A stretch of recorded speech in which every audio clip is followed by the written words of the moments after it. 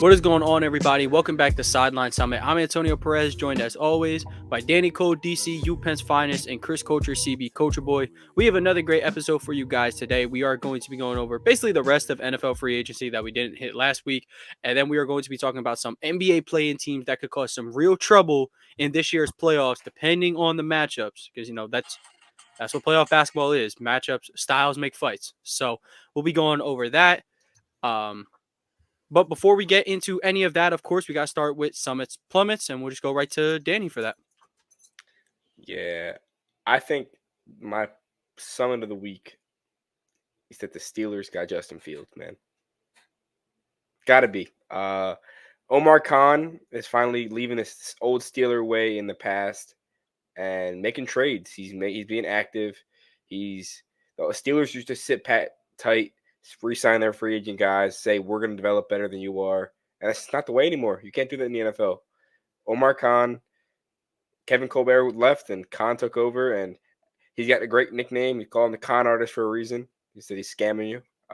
So even though he literally just got scammed by the Carolina Panthers, but yeah, clap it up for them. Also, you said it used to be developing talent. Now you just you do right. You traded for someone you still have to develop. So you still have to develop, yeah. But yeah, so. What I'm saying is they used to try to keep their talent at home, which is they still try to do that, but they used to just try to keep everything at home and not even look on the outside. So it's definitely a benefit. Yeah, I guess so. I mean, I'm a big fan of the move. I'm still not a big fan of the Russ move, but I called you right after the Fields move because I like that. Hopefully he can, find some spark. And at least his rushing ability, I think, adds a little bit more to the offense than Wilson will, because I believe they're both just below average passers at this point in Wilson's career, and Fields just simply has not developed into the passer that I hope he would. But we will see. I mean, hopefully he can use George Pickens to his full advantage. But yeah, I say, do you have a plummet, or you just want to move to Chris? I'm gonna do I'm looking forward to it. Summit. It's gonna be Joel Embiid. Looks like he's coming back next week or in a week or two. Sixers need it. They're going on a 4-game road string. That could be a plummet. The Sixers go on a 4-game road sweep where they're probably losing 4 straight. They got the Lakers. They lose to the Lakers without Embiid probably. They got the Suns. They got the Clippers, and they got the Kings. It's not looking pretty. I'm not a big fan of Embiid coming back this season. This is simply just a recipe for disaster. Like, he's going to come back, what'd they say, the second week of April? You're looking at the final games of the regular season. We're going to use at best 5 games to warm him up for the playoffs. That's just such a disaster waiting to happen. It's not like he's going to get his team a home playoff series. That's not going to happen. He's not going to be able to get the 4 seed in time. It's literally just a disaster waiting to happen, because here's the thing. He either comes back and then now we're starting all over again. Oh, well, he's injured and that's why he drops in the playoffs. And I would just rest, man. I would just look. You're just gonna have to silence the haters next year, because you are just gonna put some long-term bad stuff on your body, on your knee, by coming back. Like, I would honestly, I just take the hit. In my opinion, it can be looked at. Look, I do get it. Like, this team is literally like pathetic without Joel Embiid, but with Maxey and no Tobias, they're interesting. But overall, like, they're no threat without Joel Embiid. But they're also no threat with Joel Embiid, and he's injured. So that was just why I would say about it, though. But I mean, look, if the big fella wants to come back, I support his decision. This is one of the best players in the NBA. So, yeah. I said we can go on to Chris next. Yeah, and I agree with that too. I'd rather Embiid just sit because he still has Tobias Harris on his team, and he's a casualty. So get him off the team, and then bring Joel back. Bring Paul George in. You hear me? You hear me? Yeah. So my summit though is that I'm sharing summits with Danny today. Justin Fields is well. First of all, it's not even the fact he's a Steeler. It's the fact he got traded. I'm happy to see him. Happy to see the dust settle. Like just to see what would happen if they were going to keep him or not. I'm happy to see that. I really got faith in this kid. I think he's going to be really good. And I think I don't think there's many more organizations that you can go to if you want to be just a good football player and playing in that system, that organization. So just happy for him that he gets to land in that situation. That's my summit. And then my plummet is I've been thinking about how I was going to package it, but the 65 game rule is kind of like a plummet to me a little bit because I'm with that. I'm with that 100%, dude. yeah, like I'm seeing this like it just sucks for some guys like Joel, obviously, but Donovan Mitchell now is gonna miss out. It's just a couple guys I'm thinking like, damn, they were having really, really good seasons. Even Donovan Mitchell this year was having, I don't damn near as any good seasons he's had in Utah, in my opinion, just like watching it, not necessarily counting stats while I'm just watching him. He's really good. And it's just like it sucks seeing that rule kick in now. But I mean, I understand it. The players agree to it. I get it, but it just kind of sucks seeing some guys miss out. But I guess the other side of that is that you see some guys kind of make an all NBA team or all defensive team that may not have gotten that chance. So I guess you gotta take the good with the bad. But yeah, that's my plummet. Just seeing those guys kind of miss out on those season awards. Yeah, I could get why people don't like that rule, but part of the game is showing up. And yeah, injuries suck, but it's like it's 17 games. Is it like that hard? I know Mitchell.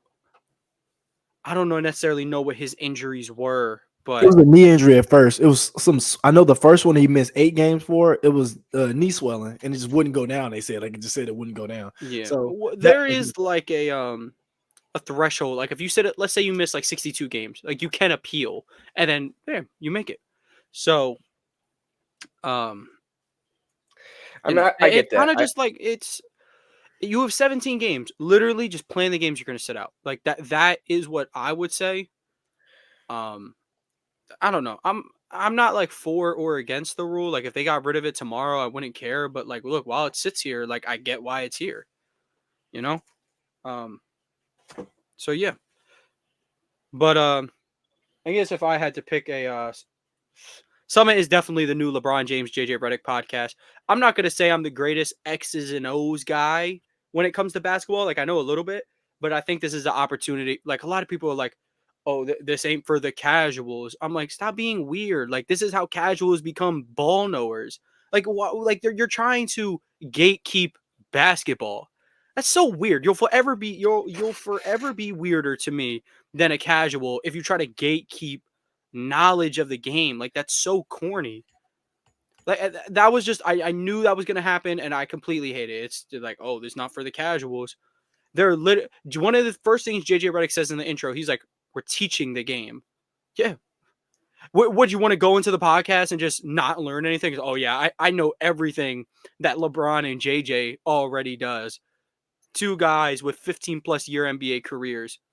You're a casual to them. They're teaching you something. So, like, I will be dead serious with you. What the heck is the pick the picker Bob? What is? I didn't know what that is, but then I saw LeBron break it down. I saw a visual representation, and now I know. That's a great defensive coverage that has been run for years.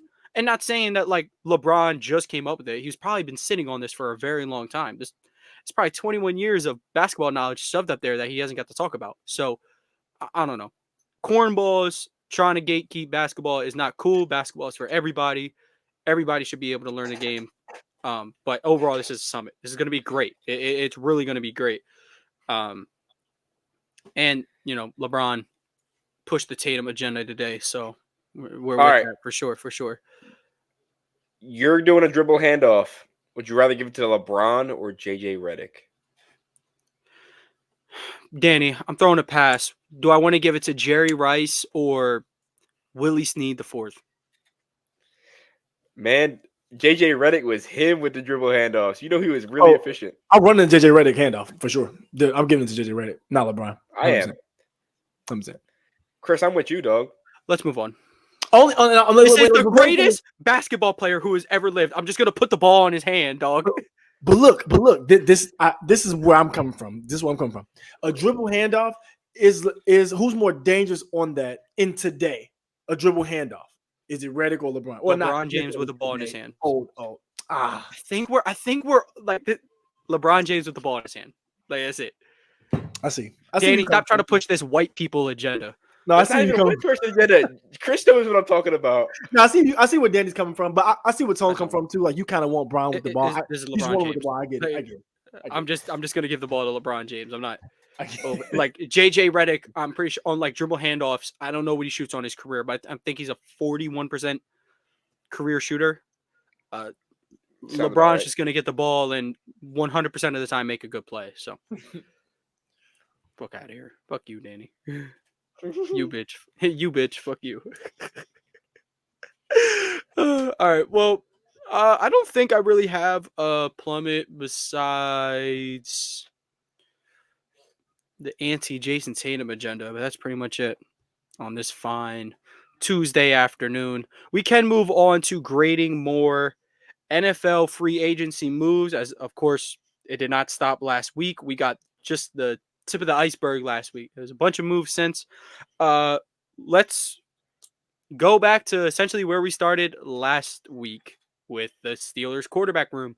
The Steelers get Justin Fields and the Bears get a conditional 4th round pick. It currently sits at a 6, but if Justin Fields plays 51% of the snaps, it will be a 4th round pick, which seems to be the general market for Justin Fields. There was reports saying that there were teams giving a better offer, but they wanted to send Fields somewhere where he could potentially start. Shout out Ryan Poles. Not a lot of GMs would do that. And I'm pretty sure the team was the Eagles. Like, I'm just going to speculate. You could have got a 3rd round pick, a 5th round pick swap. That's a way better package. But you said, no, I'm going to send him somewhere where he wants to go, where he feels like he can compete. Shout out Ryan Poles. I'm not a fan of all his moves, but I was a fan of this one. Just a lot of, I don't know if Justin Fields was done dirty. I guess he was. The development in Chicago was horrible, but he's in Pittsburgh. So let's swing it to Danny for all our Pittsburgh Steelers questions. What are your thoughts on the Fields trade? How do you think this is going to go down? Will Wilson start and then they'll go to Fields if need be? What are we looking at here? Yeah, I think that they said that Wilson is starting and they're going to go to Fields if need be, is really what it comes down to, which is crazy. I think because Fields is going to be a developmental piece. They have to accept his offer for the 5th-year option. And Fields has a great upside. I mean, he's cheap. They're both cheap young quarterbacks. I mean, he's cheap. Russ is old. He's going to try to mentor him. I love it. I mean, I think that this is the first time the Steelers have had a 5-year plan in a long time. If you think about this, they haven't had a 5-year plan since Big Ben was in his 30s. I would say we don't just deem the starter now. Let him compete. Because here's the thing. With Justin Fields, if you give him his 5th-year option, you're giving him guaranteed money. And you might not even like him. I'd say let him compete. And if he can't beat Russell Wilson out in a quarterback competition, that kind of tells you everything you need to know about him, in my opinion. This is kind of like when Trey Lance couldn't beat out Sam Darnold for the backup QB spot. It kind of told you everything you need to know about Lance. Fields can't beat out an older Russell Wilson. It's either things were already set in stone, which I think is completely unfair, or it's, I don't know, maybe he's just not moving the needle like that. I ain't saying he should for sure start. I really am. I want him to start, but like, let him compete.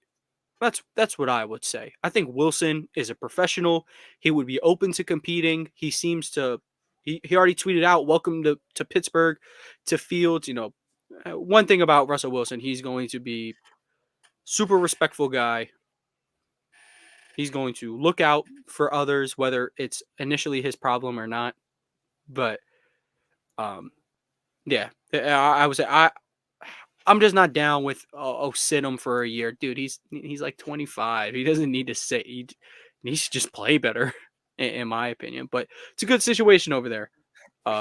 With a guy like Tomlin, Arthur Smith can get super creative.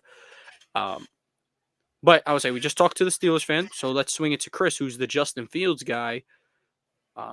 Sources are telling me Justin Fields and Cam Reddish have the same PR team, but yeah, we'll swing it to Chris. Justin Fields is on the division rival Steelers. How do you feel about it?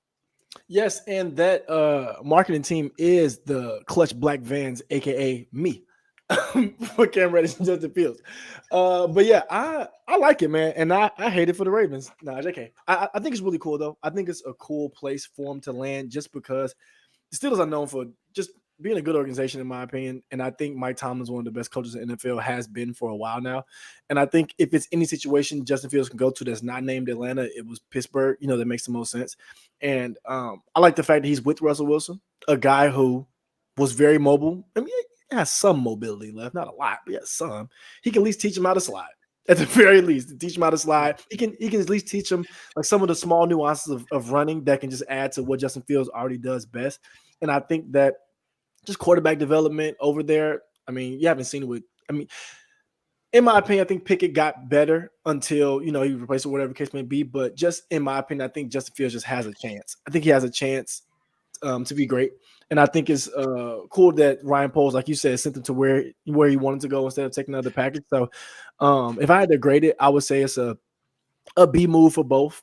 Low risk, high reward, in my opinion, for the Steelers. And then as the Bears, you kind of do a little franchise saving face with knowing that you sent Justin Fields to where he wants to go. You get to pick your guy, Caleb Williams, who I'm almost 100% sure they're going to pick now. So I think it's a W for both sides, and just happy to see what happens with actually both of those guys, Fields and Fields and whoever the Bears end up picking at one. So yeah, just what do you mean whoever the Bears wind up They're picking Caleb Williams. Bro, I think they getting Caleb Williams, but bro, you never know. They might do something. It's the Bears. They might pick Drake May and be like, we want Mitchell Trubisky all over again, so we're gonna do it again. I don't know. Yo, I saw don't uniform thing. Scout my guy. Oh, I am. They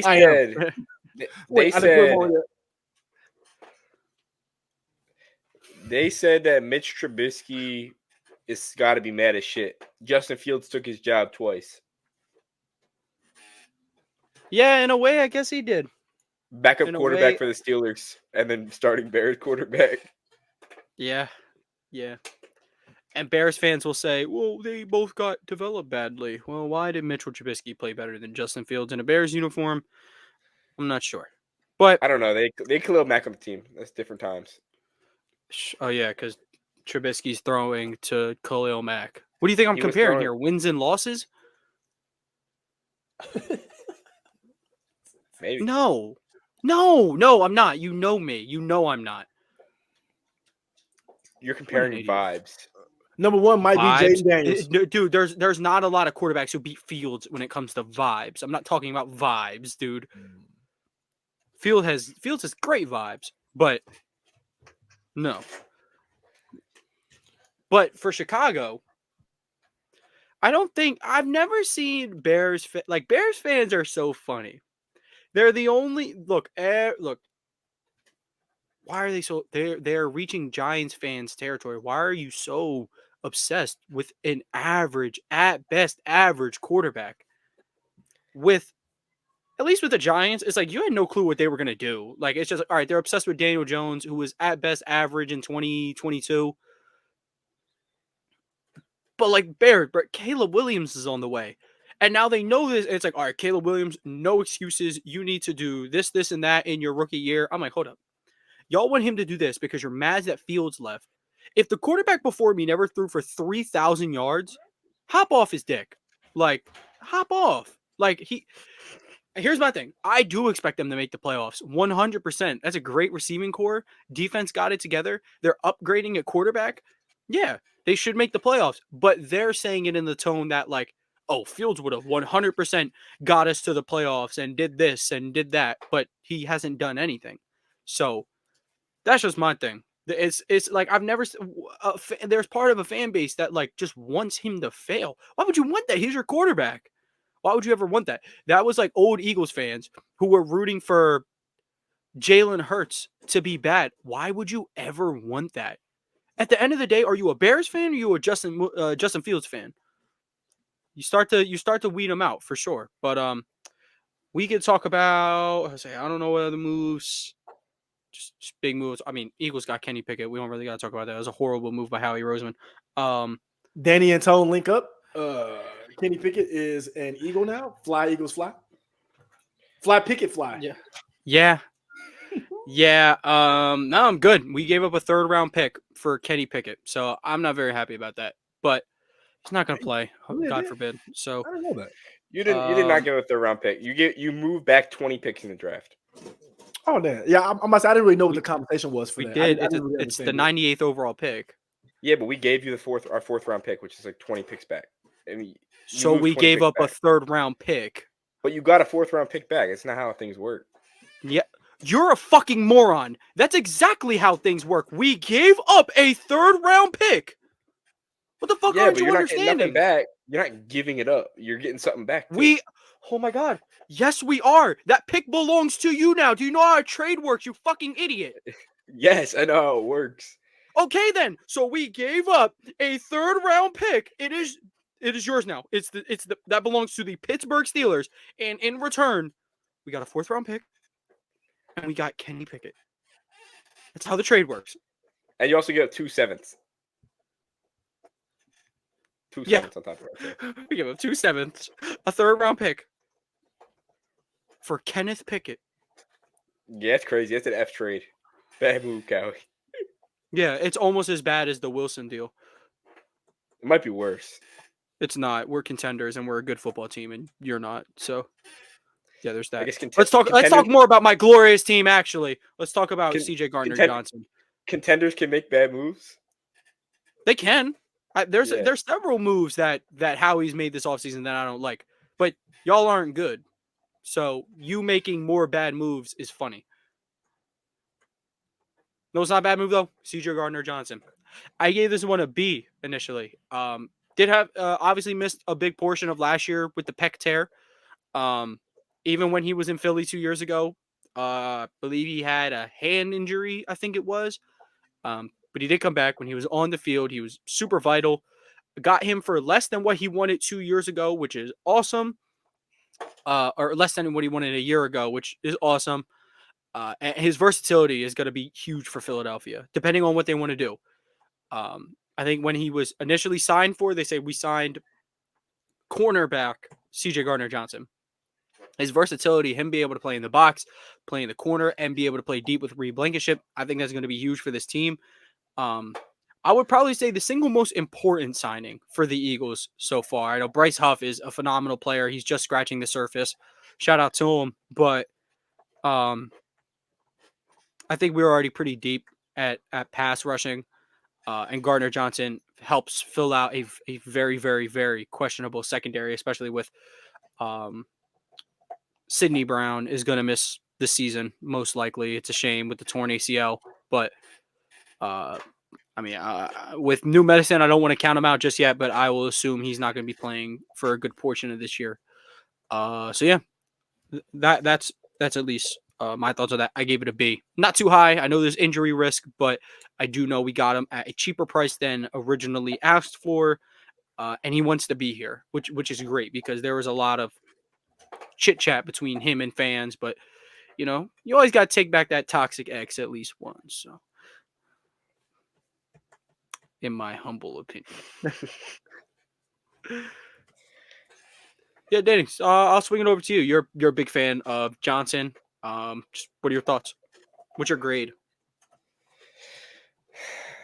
Yeah, I think it's a B plus. The money's solid. It's not that crazy for the market. He is a great player still. Like you said, a little injury prone. He belongs in Philly though. So that's why I'm gonna B plus. It's not a home run. Like, I think he's a really good player. I don't think he's like a top 5 safety in the league, but I think he's definitely top 10. He's a really good player. Okay. Yeah, I can agree with that. Yeah, I went with a B. Chris, what would you give the signing for C.J. Gardner-Johnson and the Eagles? Yeah, I'm giving it a B too, only for a simple fact. You get an upgrade, a position that you need to upgrade as far as just secondary in general.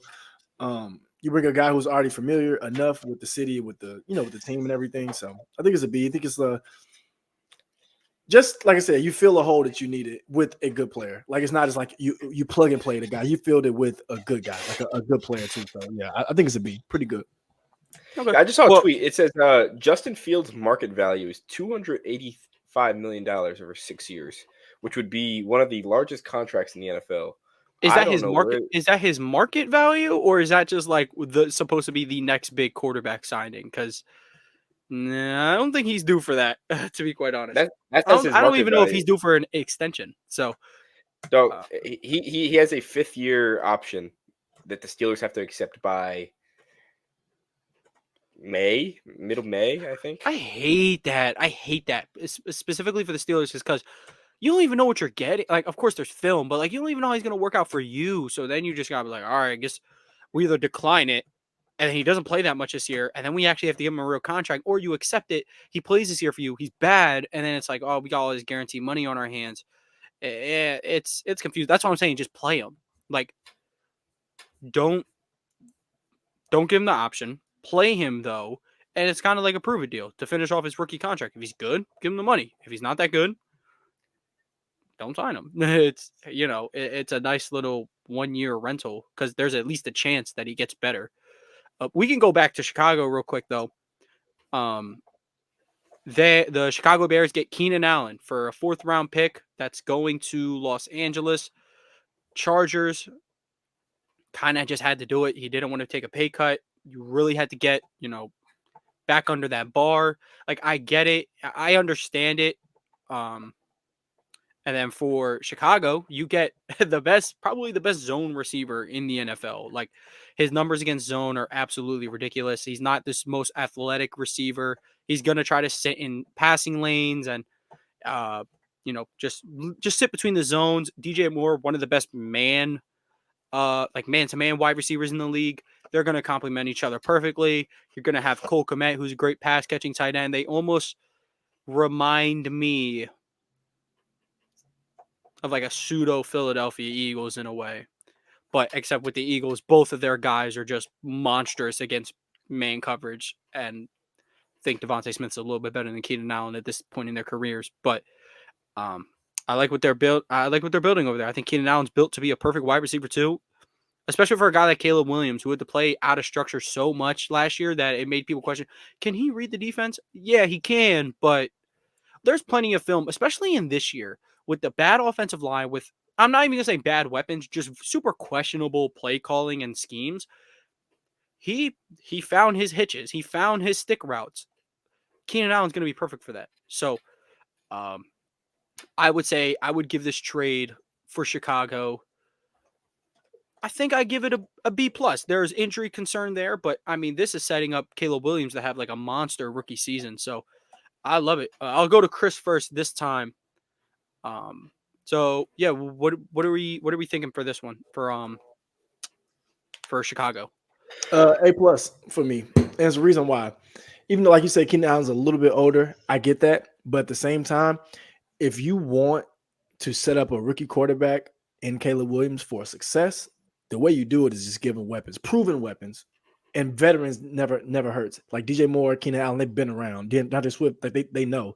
So it's like at the end of the day, if he's struggling or if he needs his wide receivers to kind of bail, I don't even want to use the word bail out, but help him out a little more as he's getting adjusted to NFL defense, NFL speed. You have 2 really great guys who've done it before with younger quarterbacks, and they're just proven. So I think at the end of the day, if you're taking a swing like this at a quarter, I don't know. People are not saying it's like a big swing, but at the end of the day, it's a rookie and you don't know exactly what's going to do. You can project, but at the end of the day, this is a way to protect your projection.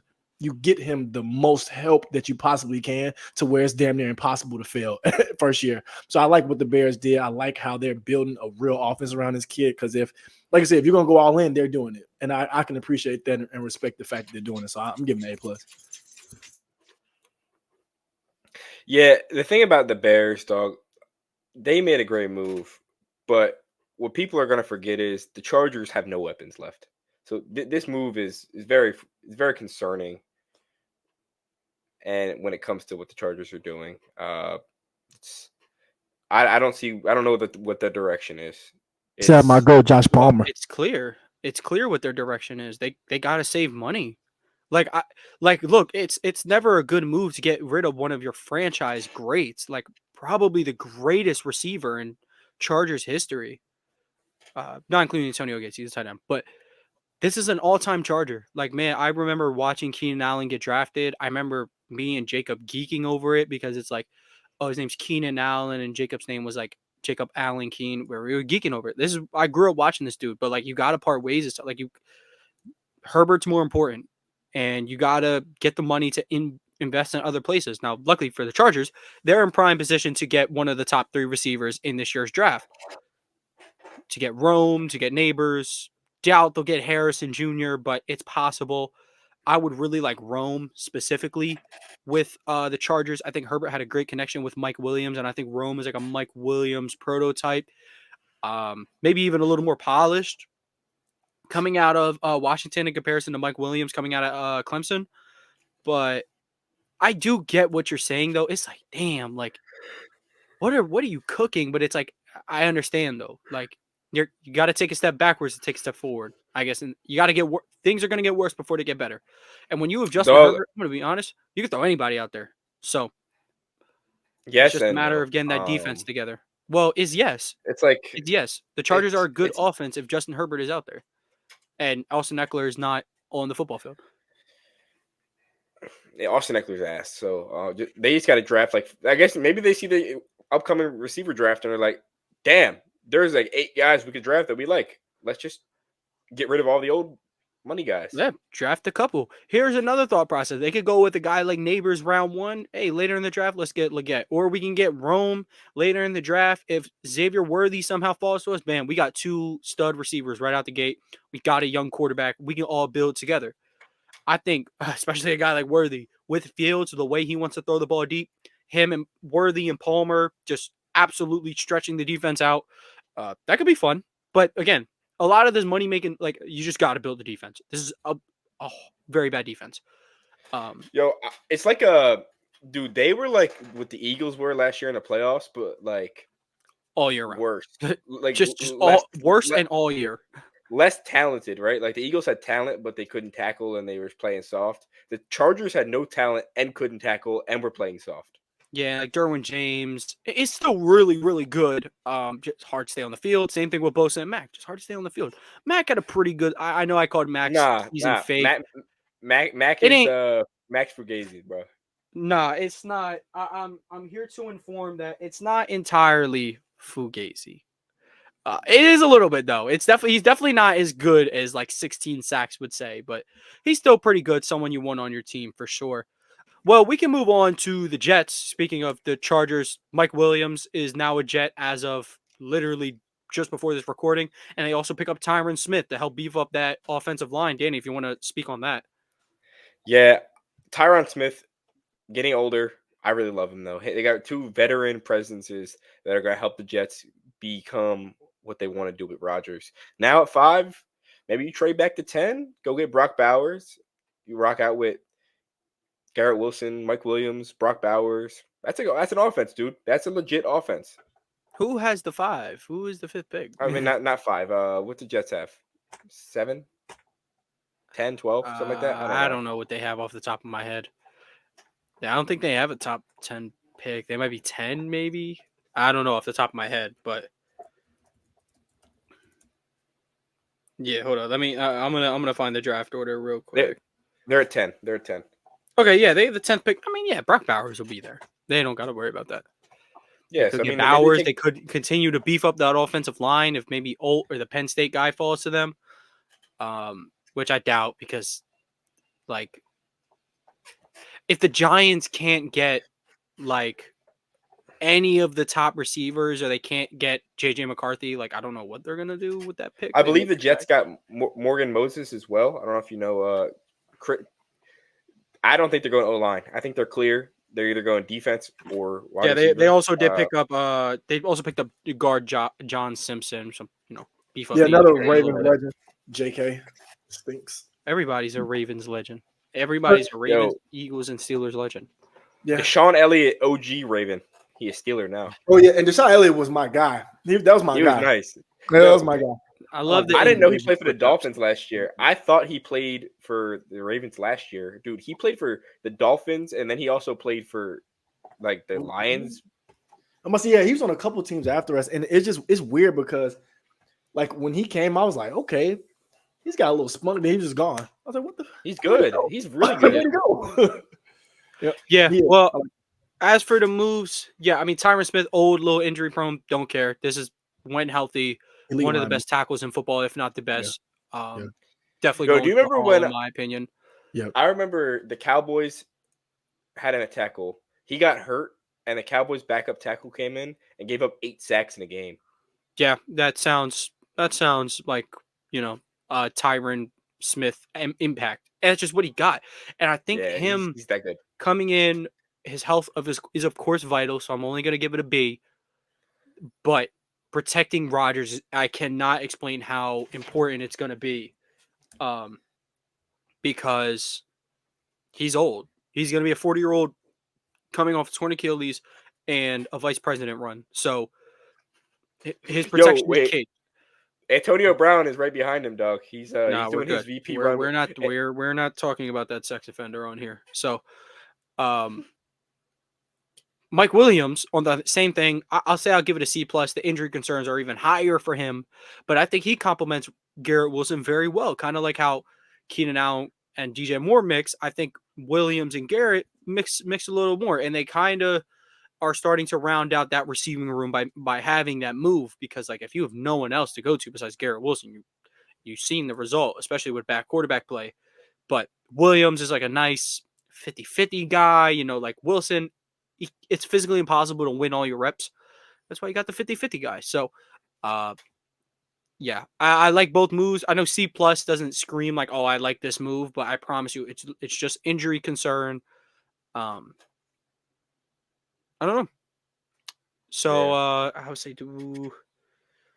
what other big moves are we missing? Where there's definitely still something to talk about that I can't think of off the top of my head. Cowboys didn't do anything. Don't think the Giants got. I mean, we talked about Brian Burns already, so.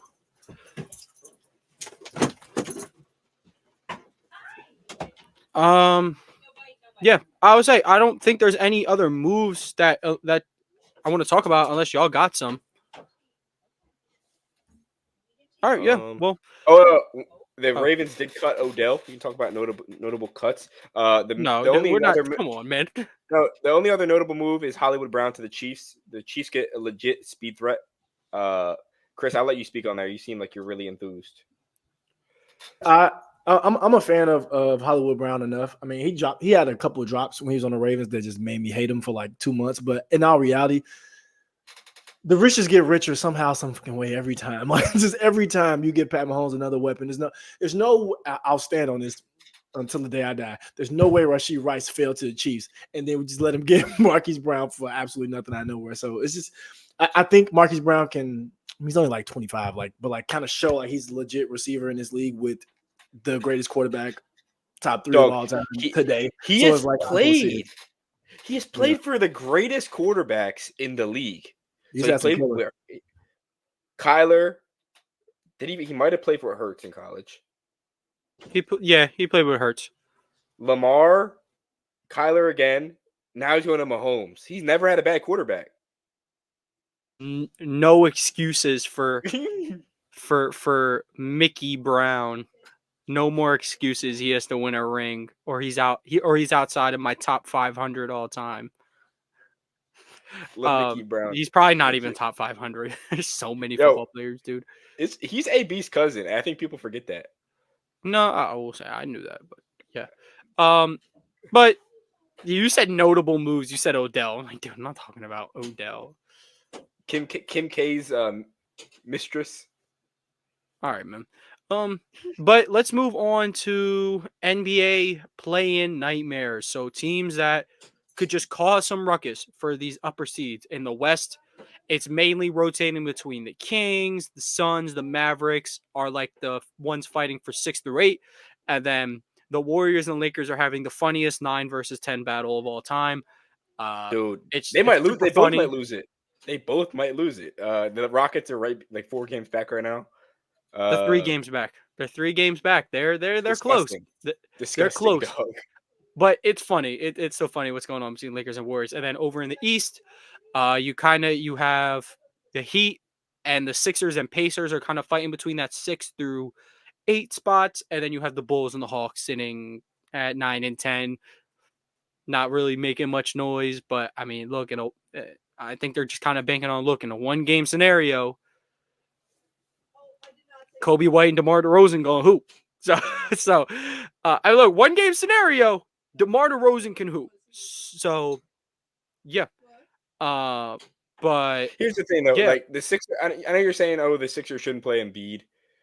If they can avoid the 8th seed and stay in the Celtics round 1, and they can see like somebody else not in round 1, they could make a little bit of noise. They're not beating the Bucks in round 1. I'm afraid.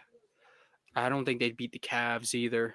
Their guard defense is just not there to hang with Garland and Mitchell. And then the bigs, they're going to throw everything they got at Joel Embiid. And potentially hobbled, potentially rushed back from injury Joel Embiid. They're just not on my radar to make some scary noise. Like, because I just can't. If I know Joel Embiid has some type of injury to him, I've seen this play out before, you know? Obviously not as quick. He had a larger timetable to recover, of course, but I will say though, this injury is typically a 4 to 6 week recovery, and they're giving him a full 8. Yeah, I guess. Well, let's get started. We can start out west. Chris, what team do you think in the play-in could make some noise in the playoffs, and who would it have to be against?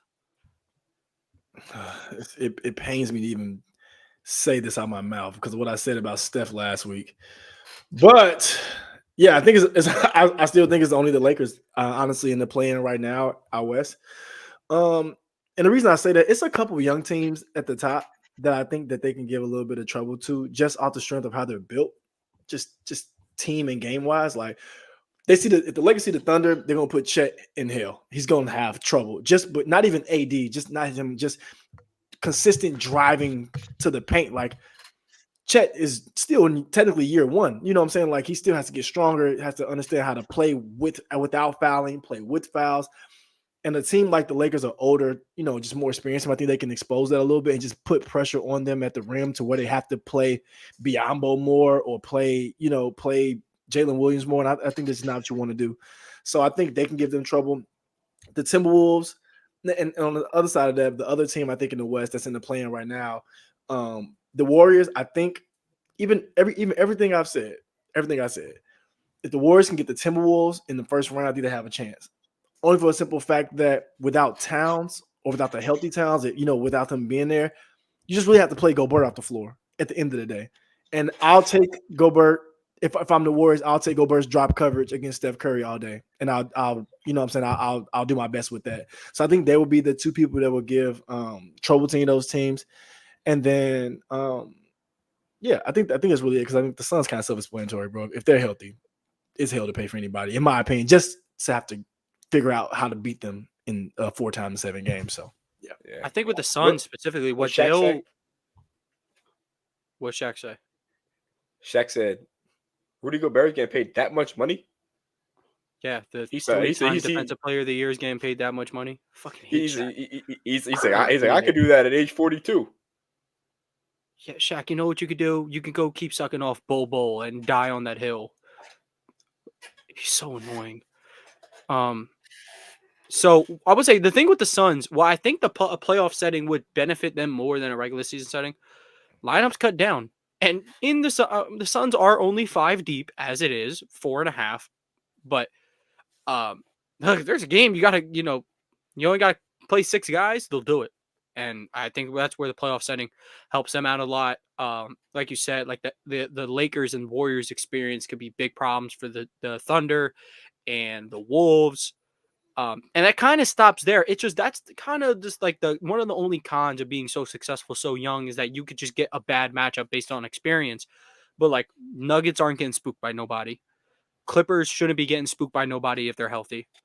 The Kings are battling for that playing spot, so I don't want to include them, but they're like kind of like a young team that went over expectations and they got expectations. Now they're like kind of the same as last year, and it's like, oh, you're underperforming, but they're really not. They're just the same as last year. So yeah, I would say those will be the two matchups I think out west that I would agree with. Like it could get nasty for them. Just based off the experience. Danny, did you have anything different? Nah, I mean, one thing that I would love to see is a Mavs Lakers game, dog. That would be a nasty playing game. Mavs Well, Lakers winner to the playoffs. Let's say the Mavs drop game 1, Lakers win the 9 seed game. That would be crazy because LeBron and AD to go to the playoffs or Luka to try to not miss the playoffs. So it'd be hard. yeah, It'd be hard. one game setting, anything could happen. Yeah. But my It fear used to is that, be. It used to be the one game setting pick LeBron every time. It's just not that anymore. and it still is. It 100% still is. LeBron James, we're one game to save my life. And his primary defender is probably gonna be like Josh Green. Yeah, I'm good, man. I'm gonna go with I'm rolling with LeBron and the Lakers. So, that whole play-in, like the West play-in is just gonna be nuts. Let's say I want the Kings to move on, escape it, because I need a banger. I need Suns, Mavs for the 7th seed. KD, Book, Beal, Kyrie, Luka for one game. That's gonna be crazy. The only problem is, how is Daniel Gafford, how's Derek Lively going to hold up to Nurkic? Not saying Nurkic is phenomenal. He's a bruiser though. Like he could wear you down over the course of the game, but I think having Gafford and Lively to go at him is going to be huge. Not to mention, I don't even want to let you know what Luka and Kyrie would do to a Beal Booker backcourt, but that would happen.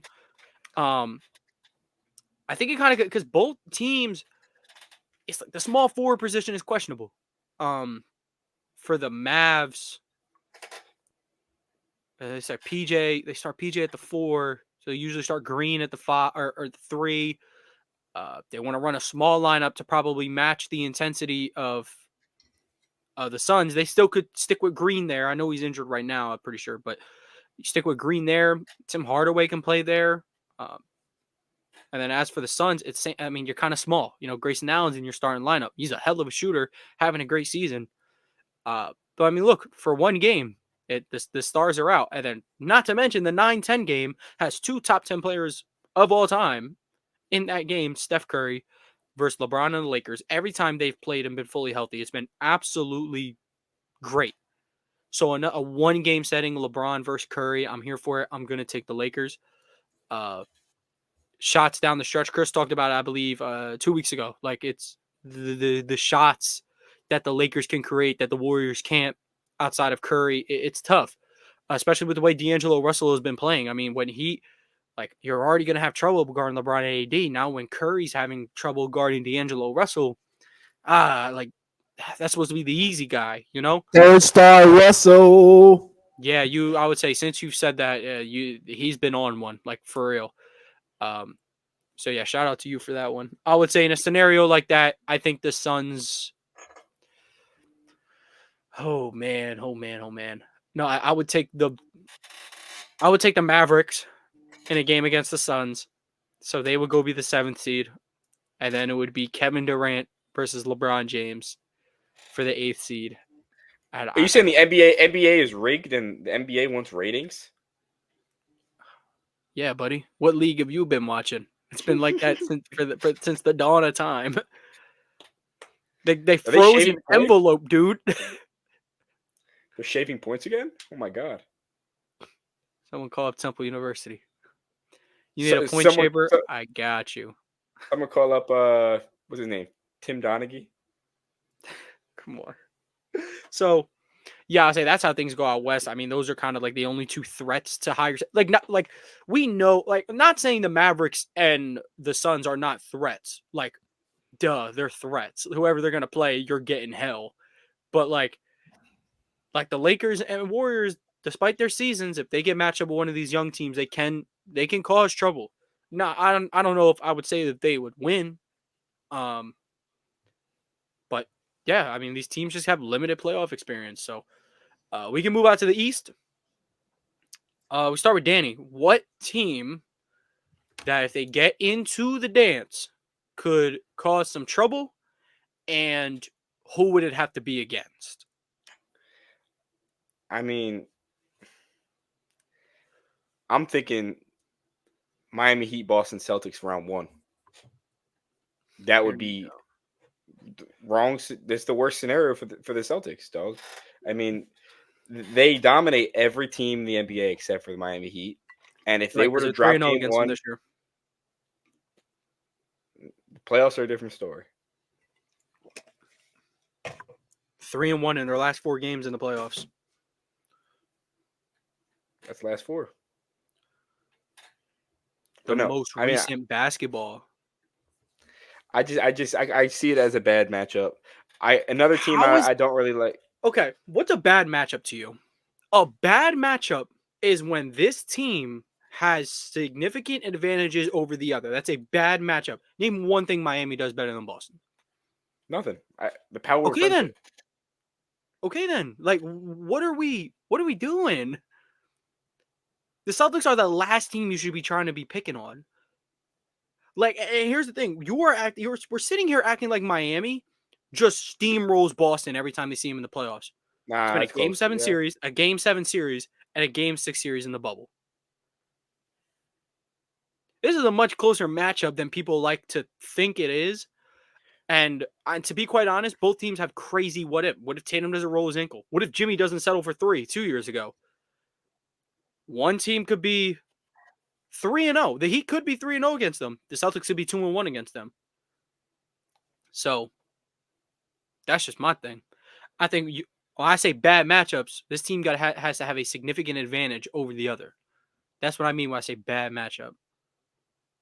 Example, I can just spew out mine. If the Pacers, I don't even want to. No, I'm not going to go with the Pacers on this one because I don't like the way they've been playing lately. Let's go with the Sixers. Let's say they get the Bucks round 1. I know I said earlier they couldn't beat them, but I would have to see Joel Embiid for a couple of games. He could cause problems for Brook Lopez. 100%. Maxey is going to cause a million problems for Damian Lillard and Malik Beasley, whoever want to guard him.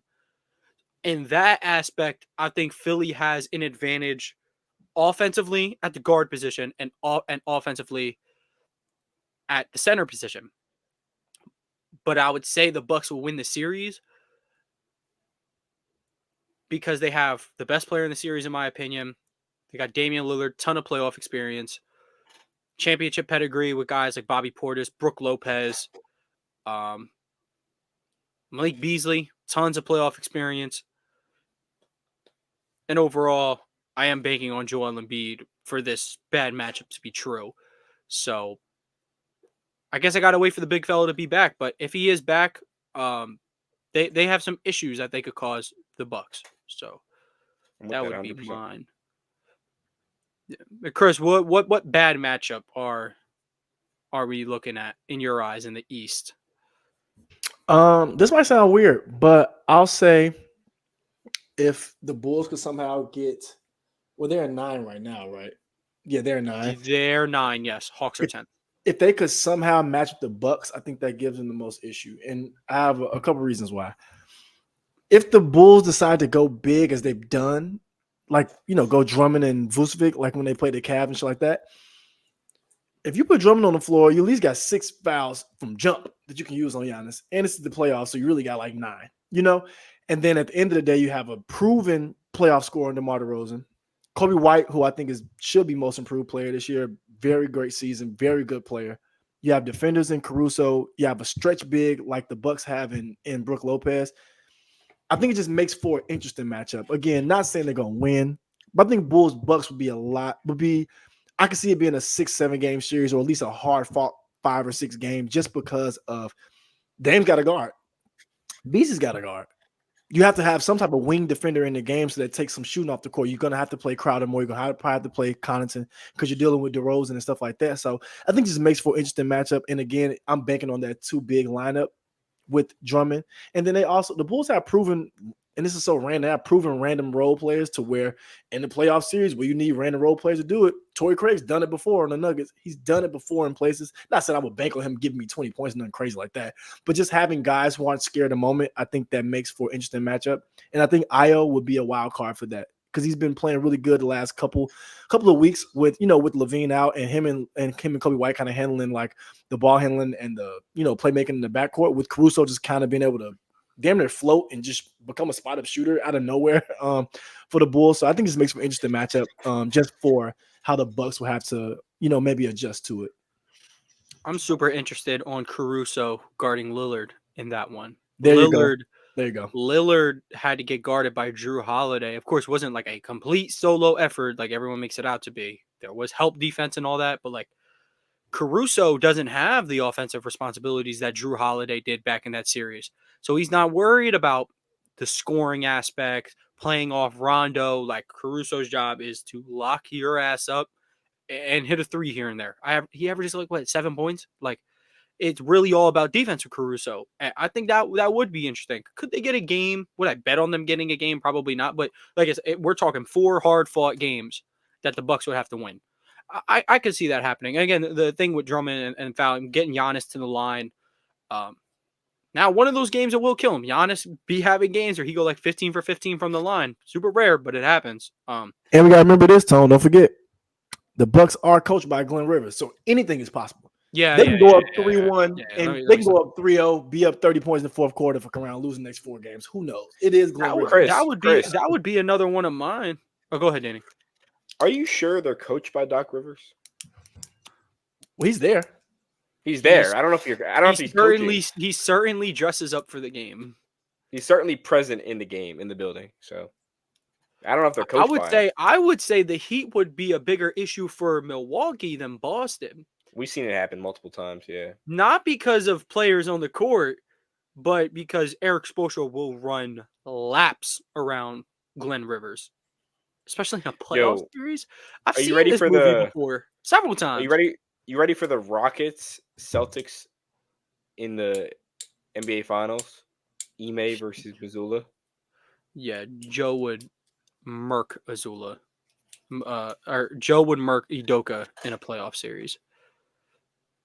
In a playoff series specifically, my thought process behind this is that Joe brings the same defense out of his guys while having a much better offense. This is mainly so also the personnel he has at hand.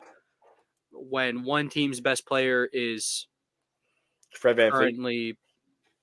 Fred VanVleet. Jalen Green. Or Dad Powers, Jalen Green. And the other team's best player is Jason Tatum. So, yeah, let's start Peyton Pritchard that series. They'd probably still win. Shout out to Peyton Pritchard, though, for sure. So, okay. So, Danny's biggest Celtics don't want to see the Heat in the first round. I think the Bucks don't want to see the Heat or the Sixers, and they're probably going to play one of them. So, shout out to them. Emphasis on that. We don't think any of these teams would win. It's just like it'd be fun. And then Chris believes the Bulls could provide some issues for Milwaukee. And yeah, we're picking on Milwaukee a little bit, but they're kind of just like, they're vulnerable. Like they're really good, and I do expect them to be in the Eastern Conference Finals, but they are vulnerable. This gives a lot of 2018 Celtics vibes, I'm afraid. Their synergy is just not there. Sorry. The Zodiac GM told me that their synergy is off, so can't pick them to win the finals, I'm afraid. But yeah, I would say that's everything we got out of that. Then we can get to, I guess, a round of NBA trivia, if y'all don't mind. Is it my turn to pick a player? It is your turn to pick a player. All right, yeah, just give me 1 second. I know the player I have. I'm just going to look up their basketball reference so we don't get anything wrong. Who's... Okay, yeah, all right, I got it. Okay. Let's see. All right. I have the player, and y'all can guess away. Is this player in the Eastern Conference?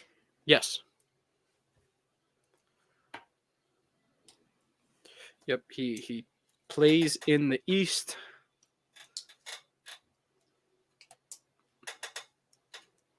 So, I say, yeah, Chris. Yeah. My bad. Can you say a question? But what did Danny ask? My bad. I was Danny asked, "Does he play in the East?" I said yes. okay.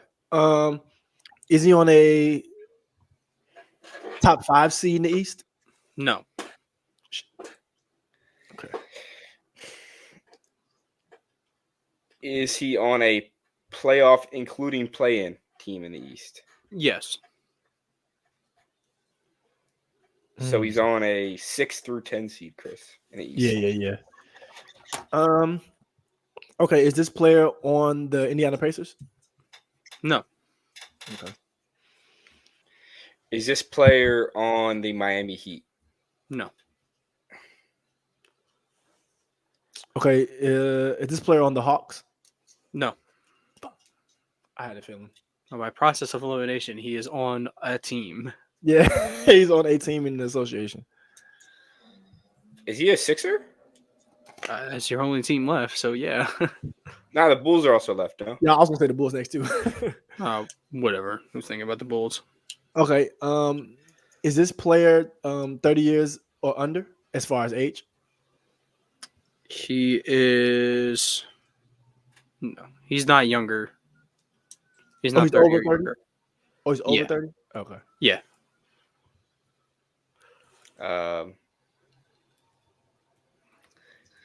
Is this player a guard? He's a guard. Yeah. So it's not Tobias Harris, Chris. Okay. I just knew Tone would do that to me and put Tobias Harris in there. I just knew he wouldn't. Is this player Kyle Lowry? No, it's not Kyle Lowry. God, I just knew I was gonna be right. Like, oh, I knew it. Chris, I'm it's your I think it's your favorite player, dog. I think it's your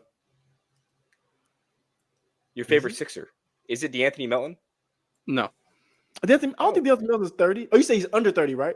Or No, over? he's over 30. Over 30. Okay, yeah. He might be over 30, dude. Is he? No, We'll talk about DeAnthony Melton another time. Yeah, he's 25. He's 25. He's 25. He's 25. 25. 30. No way. Yeah, I don't know how long you think he's I know exactly who it is. I forgot he's on the Sixers. Is it Oklahoma legend Buddy Hield? It is Oklahoma legend Buddy Hield. Yep. That's my guy. It was funny because Danny made me laugh. He was like, "Is he a pacer?" I'm like, not anymore." Had a point. he was a pacer about 2 months ago. Literally. But yeah, not anymore. Yeah, Buddy Hield, dog. I still remember the day where Celtics fans were so mad they drafted Jaylen Brown ahead of Buddy Hield. I'm like, yeah, sorry, we're not drafting an 87-year-old rookie. Drafted my guy. And never looked back either. You know the real old ass rookie is Davion Mitchell. Facts. Yo, I remember Peyton Pritchard was having the summer league of his life, met Davion Mitchell in the summer league championship and got clamped. But see, Misic, he's also very old. From the he was on the Thunder at first, he got traded to the Hornets.